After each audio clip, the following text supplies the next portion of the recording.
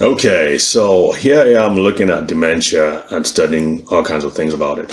And then, sure enough, I come across the spot where it says that African Americans or Black people are twice as likely to have dementia as white people. And I'm like, here we go again, twice as likely. And of course, it's one automatically thinks about racial disparities and institutional, quote unquote, institutional racism and so on and so forth. But I think that we make a mistake when we just stop there and just leave it at that, because that, of course, just give it's a continuous loop. The arguments and arguments for and arguments against, and just goes on and on and on. However, there are modifiable risk factors that determine whether or not a person gets Alzheimer's disease.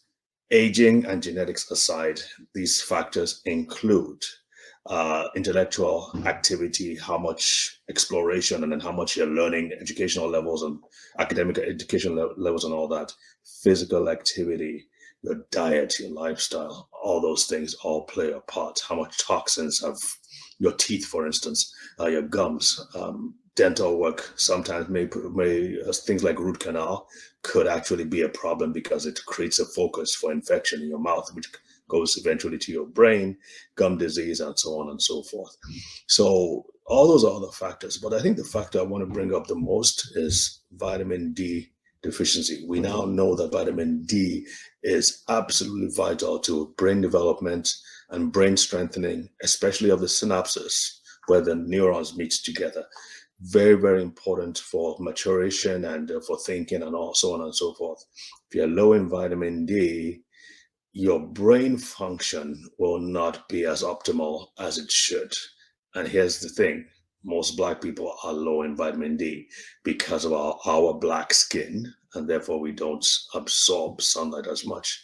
And you can see that in other diseases like diabetes, heart attack, heart disease, hypertension, and even in pregnancy, we know that Black people have much higher rates of eclampsia and preeclampsia than white people do. I know. I mean, it's like you could go on and on and on. I think the only thing that we really have an advantage in terms of chronic disease is osteoporosis and osteomalacia. We tend to have much thicker, stronger bones, I think, than white people do. But most of the other chronic diseases where we got the short end of the stick.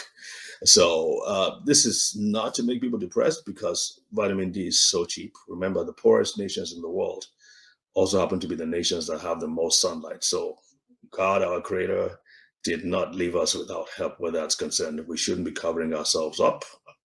I take that back.